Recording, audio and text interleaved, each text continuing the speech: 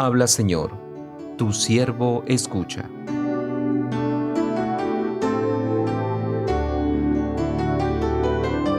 Proclamación del Santo Evangelio según San Marcos.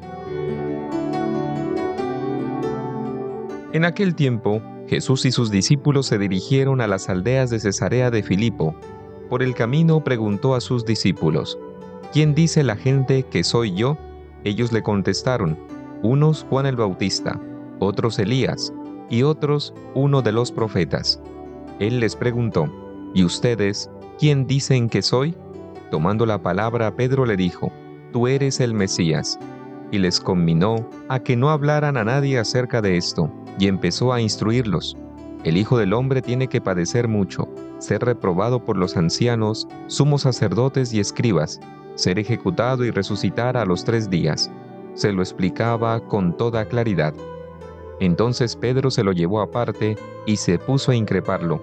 Pero él se volvió y mirando a los discípulos increpó a Pedro: Ponte detrás de mí, Satanás. Tú piensas como los hombres, no como Dios.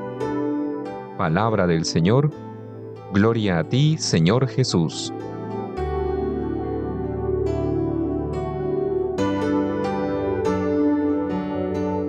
Oremos al Espíritu Santo para que nos conceda la gracia de escuchar y meditar la palabra del Señor. Espíritu Santo, dame agudeza para entender, capacidad para retener, método y facultad para aprender, sutileza para interpretar, gracia y eficacia para hablar.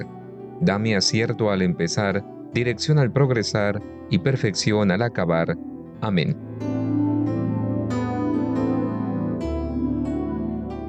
En este día escuchamos el Evangelio de Marcos, en el capítulo 8, los versículos 27 a 33. Jesús ha venido llevando a cabo su misión de dar a conocer el plan salvífico de Dios, por medio de su predicación, de los milagros obrados. Es hora de saber quién es Jesús para la gente y de modo especial para sus discípulos. Reflexionemos en 3 momentos. El primer momento: ¿quién dice la gente que es Jesús? Mientras Jesús iba de camino con sus discípulos, Jesús entra en diálogo con ellos y les pregunta sobre quién dice la gente que es Él. Después que Él ha obrado con poder, ha sanado a muchos, ha liberado del mal por medio de su palabra plena de autoridad, Jesús desea saber si la gente es capaz a estas alturas de decir quién creen que es Él. La respuesta nos da a entender que la gente tiene un concepto no apartado del ámbito de la fe en Él. Diríamos que no es una respuesta errada, sino que es incompleta, pues lo ven como un personaje importante, como el profeta más grande de todos los tiempos, como Elías o Juan el Bautista. La gente considera que Jesús es un mensajero, un delegado de Dios, pero esta comprensión sobre la identidad de Jesús se queda corta, porque Jesús no es solamente un mensajero o un delegado de Dios.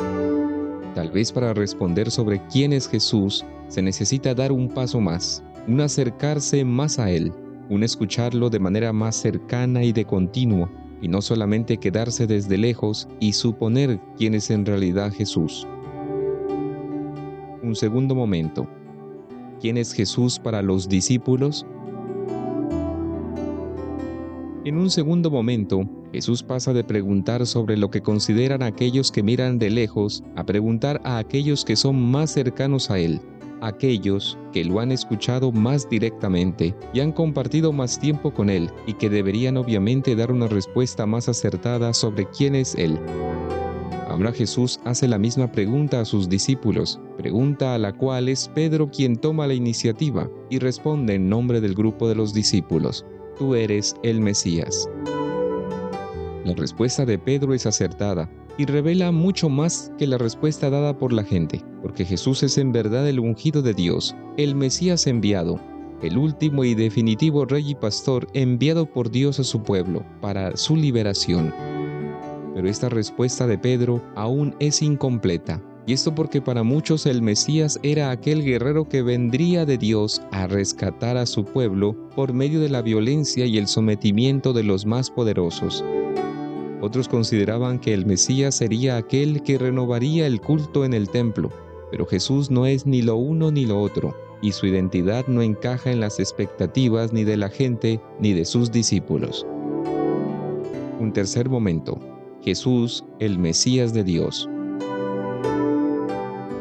Jesús no se queda solo con estas respuestas dadas. Su deseo es llevar a sus discípulos a que puedan conocerlo más a fondo y puedan no solamente dar una respuesta sobre su identidad basados en una repetición de lo que otros dicen que es Él. Él espera una respuesta que provenga de una experiencia de vida con Él.